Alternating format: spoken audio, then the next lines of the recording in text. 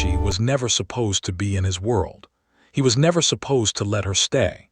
But the night he pulled her out of the dark on a Manhattan sidewalk, and she looked up at him without fear, something shifted in the war he had been fighting since he was 19 years old. He just did not know yet whose daughter was looking back at him. Chapter 1. The call came at 11:45 on a Thursday night, the way most problems came to Kenji Mori, quietly, through the right channel, with exactly enough detail and nothing more. A street crew operating near his restaurant on West 52nd had been escalating for 3 weeks. Tonight they had crossed from nuisance into something that required his personal attention. He told his driver to take the long way and stepped out 2 blocks from the restaurant to walk the rest on foot the way his father taught him. Always see the street before the street sees you. He heard it before he saw it. A woman's voice, sharp and unafraid, telling someone to get away from her. Then the sound of something hitting pavement. He turned the corner and saw 3 men and a woman backed against a building wall, her bag already pulled from her shoulder, her phone on the ground. She was not screaming. She was arguing, still standing straight, still looking directly at the man in front of her, like someone who had decided that fear was not useful right now. Kenji crossed the street in 12 steps. What followed was brief and one-sided, and the 3 men made decisions about their evening that involved leaving quickly in separate directions. He picked up her phone from the sidewalk and held it out to her. She took it. She looked at him with dark eyes that were completely steady and said, "You did not have to do that." He said, "I know." She said, "I was handling it." He almost smiled. He said, "I could see that she wanted to call the police." He talked her out of it in 4 sentences without explaining why. She looked at him for a long moment, reading him the way sharp people read things quickly, and then put her phone in her pocket and said, "Fine." He asked if she was hurt. She said no. He asked her name. She said, "Aria." He said, "Can I buy you a coffee?" She said, "It is almost midnight." He said, "I know a place." She looked at him one more time, then she said yes. Her last name arrived on his desk 2 days later in a manila folder his Lieutenant Daisuke set down without a word. Kenji opened it, read the first page, closed it, sat in his office alone for a very long time. Then he picked up his phone and confirmed their second date. Aria Tanaka grew up in Charlotte, North Carolina, in a yellow house on a street with oak trees that turned extraordinary colors every October.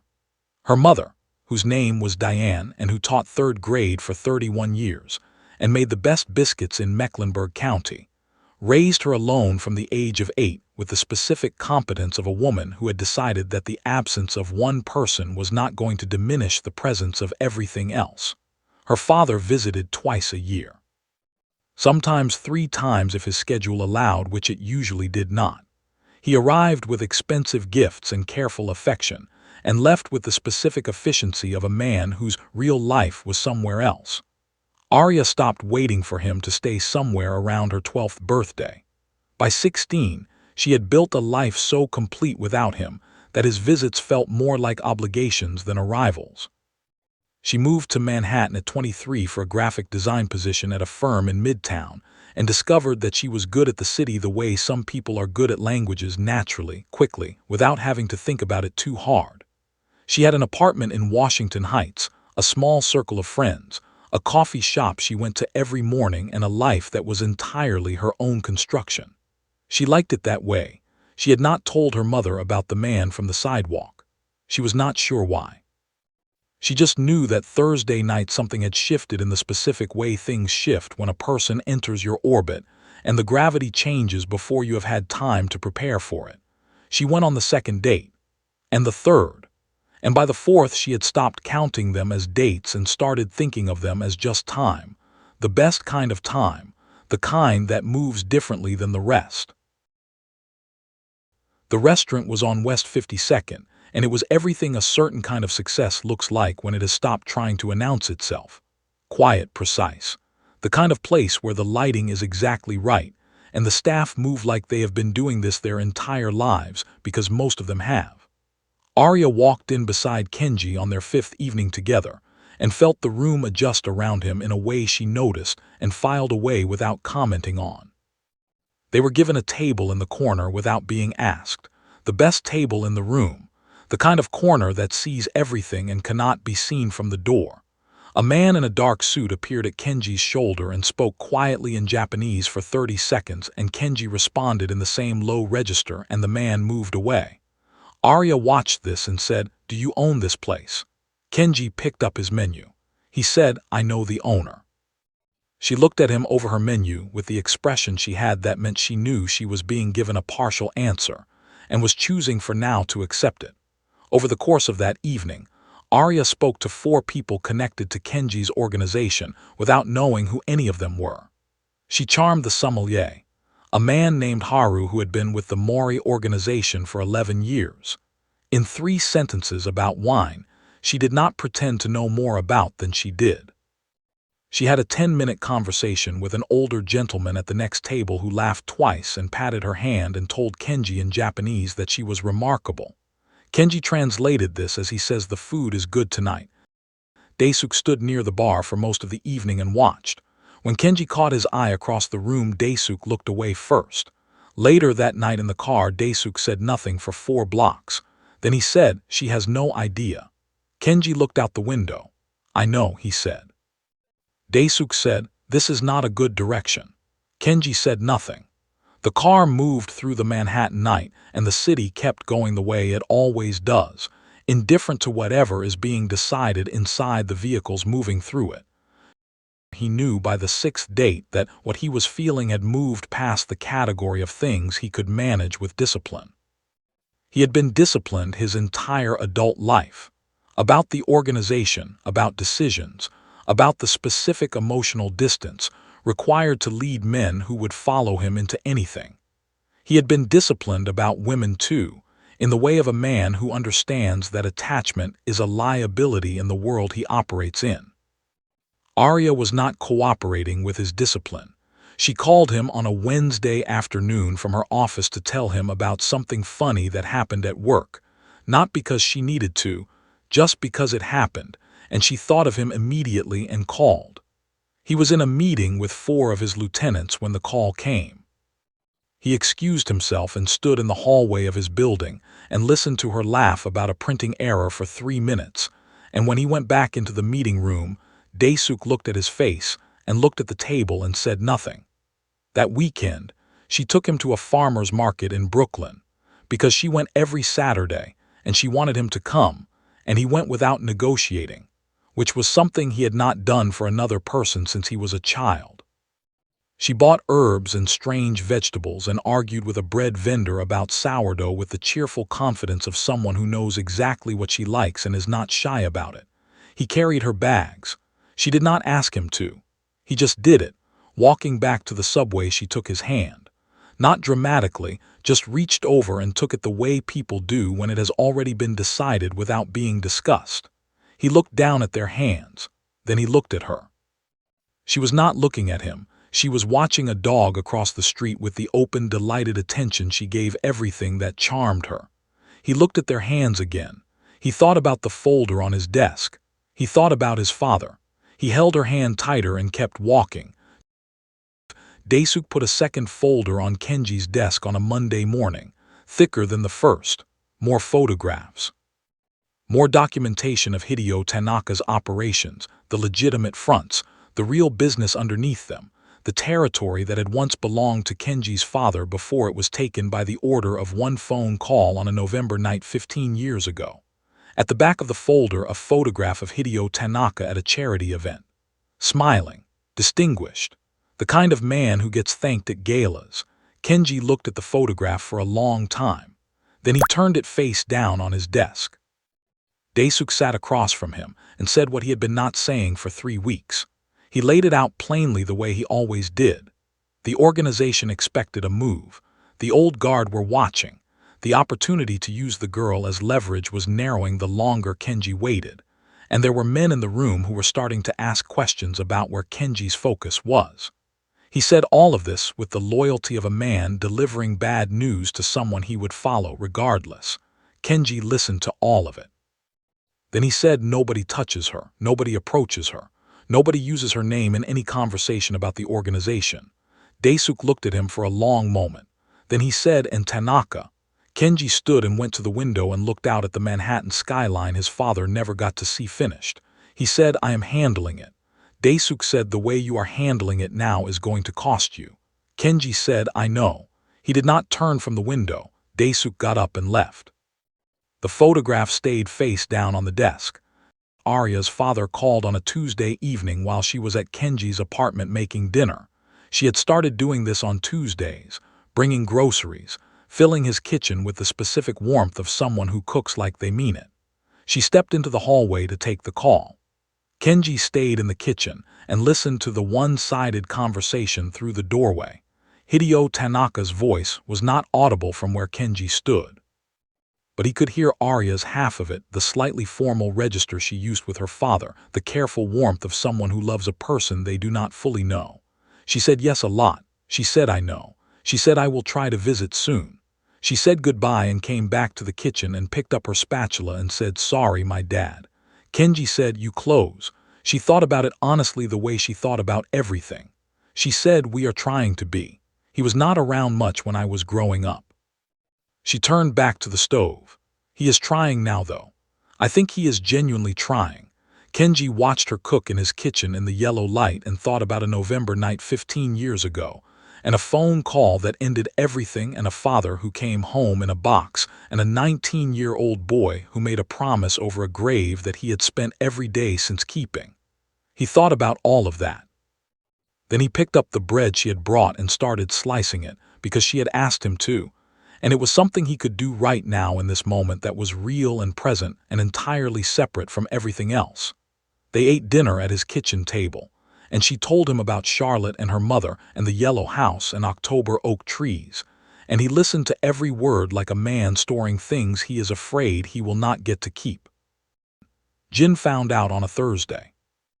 Hideo Tanaka's enforcer, careful, methodical, 20 years in the organization, spotted Aria and Kenji leaving the West 52nd restaurant together through the window of a car he was not supposed to be driving past that block. He took a photograph. He sat on it for 48 hours. Then he put it on Hideo Tanaka's desk. Hideo looked at the photograph for a long time without speaking. Jin stood across the desk and waited. The office was quiet enough to hear the building breathe. Then Hideo said, "How long?" Jin said, "We believe 2 months, maybe more."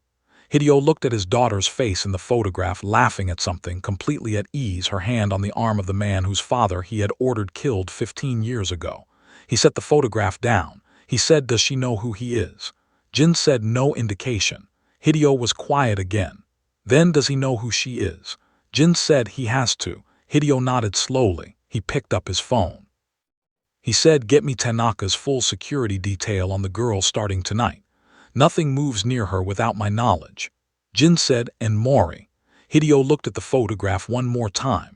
Then he turned it face down the same way Kenji had turned his own photograph face down 2 weeks earlier in an office 12 blocks away.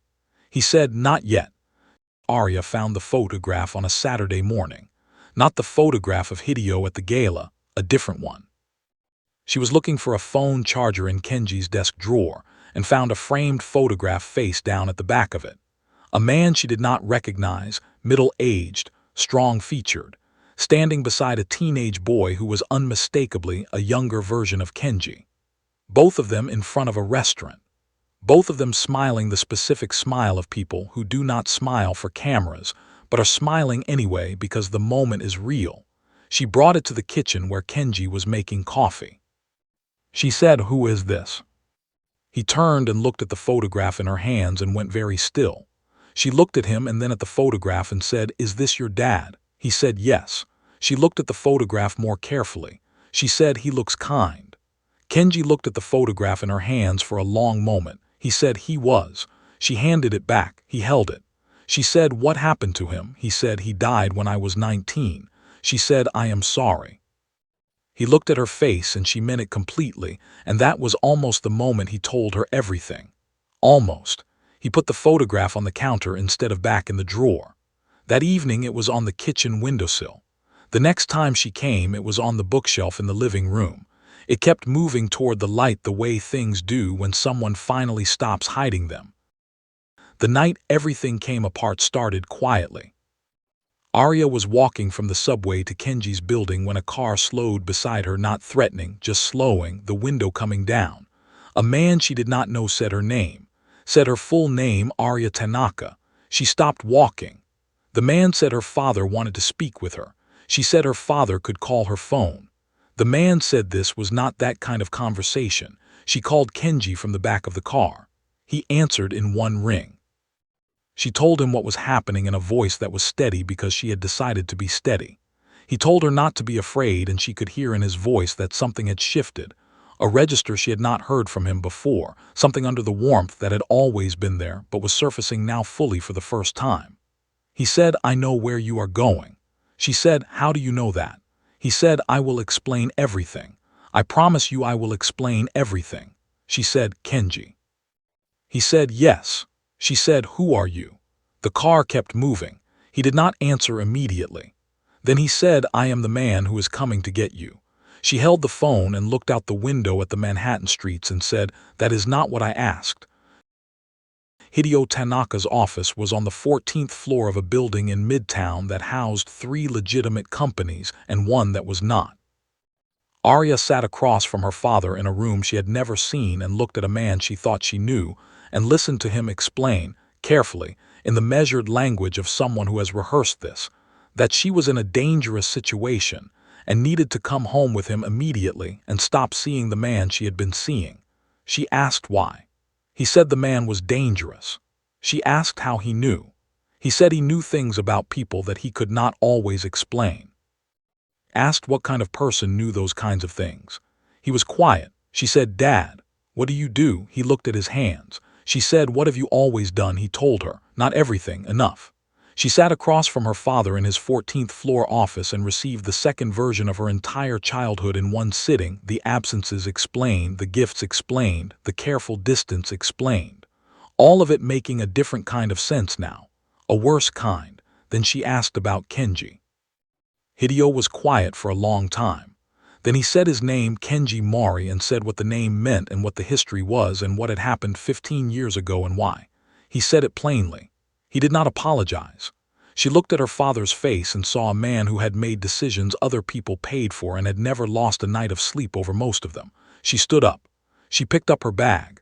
She said, "I need to think." He said, "Aria." She walked to the door. He said her name again. She left. She did not call Kenji for 3 days. He did not call her. He waited the way he had taught himself to wait for things that mattered, completely still on the outside, everything happening underneath. Daisuke brought him coffee on the second morning and set it down and said nothing, which was the most useful thing he could have done. On the third day she knocked on his door at 7 in the evening. He opened it. She looked at him for a long moment in the doorway, reading him the way she had read him on the sidewalk the first night, the same dark, steady eyes, the same quality of attention that had undone him from the beginning. She said, "I need you to tell me everything." He stepped back from the door.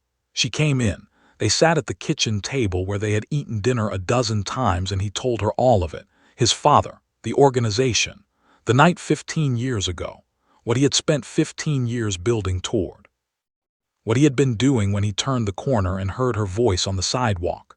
What was in the folder on his desk 2 days after their first coffee. Every date he went on knowing. Every evening in this kitchen knowing. He told her all of it without softening any of it because she had asked for everything and she deserved exactly that. When he finished, she was quiet for a long time. She looked at the photograph of his father on the bookshelf. Then she looked at Kenji. She said, "What were you going to do?"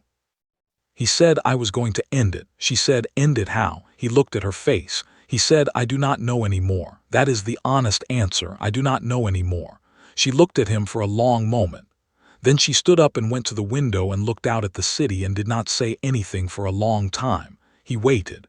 He had learned how to wait for her. She went back to Charlotte for a week. Sat in her mother's kitchen in the yellow house and watched October do what it always did to the oak trees and told her mother enough but not everything. Her mother listened with the specific attentiveness of a woman who has been waiting for a complicated conversation for a long time. When Aria finished, her mother was quiet for a moment. Then she said, "I left your father because I knew what he was. I never told you because I thought I was protecting you." Aria looked at her. Her mother said, "I am sorry." I should have told you. You deserve to know what you were walking in the world carrying. They sat together in the kitchen for a long time after that without talking about it anymore. Sometimes the most useful thing a conversation can do is happen and then be done. Aria called Kenji from the front porch on her last evening in Charlotte with the Blue Ridge visible on the horizon going amber in the late light. She said, I am coming back tomorrow. He said, okay. She said, I am not done being angry. He said, I know. She said, but I am coming back. He said, I know that too. She said, Kenji. He said, yes. She said, what your father was to you, what that loss was, I understand it now in a way I did not before. That does not fix anything, but I understand it. He was quiet for a moment. Then he said, thank you. She said, do not thank me yet. Kenji went to see Hideo Tanaka alone on a Thursday morning. No Daisuke. No car. No organization behind him. He took the subway to Midtown and walked to the building and took the elevator to the 14th floor and told the man at the desk his name. The man picked up a phone. 5 minutes later, Kenji was shown into Hideo Tanaka's office. They sat across from each other for the first time, the son of the man who was killed and the man who ordered it, and neither of them spoke for almost a full minute. The office was quiet. The city moved outside the window. Kenji looked at the man and saw a man who was old in the specific way of people who have spent their lives making decisions that aged them from the inside. He did not see a monster. He saw something almost worse than a monster. He saw a man who was ordinary in all the ways that the damage he had done was not. Kenji put his father's name on the table, said it out loud in that office for the first time to the person responsible. Hideo did not look away. Kenji said, I have spent 15 years building toward this room. I came here today to tell you that I am not going to finish what I started, not because you deserve that. Not because what you did is forgiven or forgotten or reduced in any way, but because your daughter is the reason I know the difference between a debt and a life. And I am choosing a life. The debt ends here. Hideo looked at him for a long time. The city kept moving outside the window. The clock on the wall kept going. Then Hideo said, your father was a good man. Kenji looked at him. Hideo said, that is not absolution, it is just true. He looked at his desk. He said, I know what I did. I have always known. He looked up. He nodded once. Kenji stood. He buttoned his jacket. He walked to the door. Hideo said, take care of her. Kenji stopped. He did not turn around. He said, I intend to. Then he left. Daisuke was waiting outside the building on the sidewalk because of course he was, because Daisuke had been following Kenji at a distance his entire life and was not going to stop now. He fell into step beside him without asking how it went. They walked 2 blocks in silence. Then Daisuke said, well, Kenji said, it is done. Daisuke walked another half block. Then he said, your father would have been angry with you. Kenji said, yes. Daisuke said, and proud of you. Kenji said nothing. Daisuke stopped walking and Kenji stopped with him, and they stood on a Manhattan sidewalk with the city going around them in every direction. And Daisuke put his hand on Kenji's shoulder for exactly 3 seconds, the most demonstrative gesture in 15 years of loyalty, and then dropped it and straightened his jacket and said, where are we going? Kenji said, I need to make a call first. He took out his phone and called Aria. She answered on the second ring. He said, it is done. She was quiet for a moment. Then she said, are you okay? He thought about it honestly. He said, I think I am going to be. She said, come over. He said, I am on my way. The restaurant on West 52nd was quiet on a Thursday evening in November the same month, 15 years later, the world having turned enough times to bring everything back to a different version of itself. Kenji had reserved the corner table, the best table, the one that sees everything. Aria came in from the cold in a coat he had not seen before and unwound her scarf and looked around the room, and when she found him at the table her face did the thing it always did, open and warm and entirely present. The specific expression of a person who has decided that the person they are walking toward is worth walking toward. She sat down across from him. The waiter brought water. She looked at the table and then at him and said, you own this restaurant. He said, I do. She said, you have always owned this restaurant. He said, yes. She shook her head slowly. He said, I was going to tell you. She said, when? He said, before the end of the first year. She said, it has been almost a year. He said, I know. She looked at him for a long moment with the dark, steady eyes that had not changed since the sidewalk. Then she picked up her menu. They ordered the same things they had ordered the first time they sat at this table, neither of them having planned it, both of them realizing it at the same moment, looking up from their menus at the same time. She said, "We ordered the same things." He said, "I noticed." She said, "Is that strange?" He said, "I think it is exactly right." She looked at him across the table. Outside, the city kept going. Inside the restaurant, the lighting was exactly right, and the staff moved the way they always moved, and the corner table saw everything the way it always had. She reached across the table and took his hand. He looked down at their hands the same way he had looked at them outside the Brooklyn Farmers Market on a Saturday that felt like a different life and the same life at once. She said, "What are you thinking?" He looked up at her. He said, "I am thinking that my father would have liked you." She was quiet for a moment. Then she said, "Tell me about him." He looked at her face, open, present, genuinely asking. He said, "I will need more than one dinner." She said, "We have time." He looked at their hands on the table. He said, "Yes." He smiled, the real one, the one that she had found before anyone else thought to look for it. "We have time." The war that had started with a father's death had ended with a son's choice. Not with blood. Not with the settling of a debt that was never going to feel settled no matter how it was paid. With a table in a corner. With a hand across it. With two people who had found each other in the dark on a Manhattan sidewalk and decided, after everything, through everything, on the other side of everything, to stay.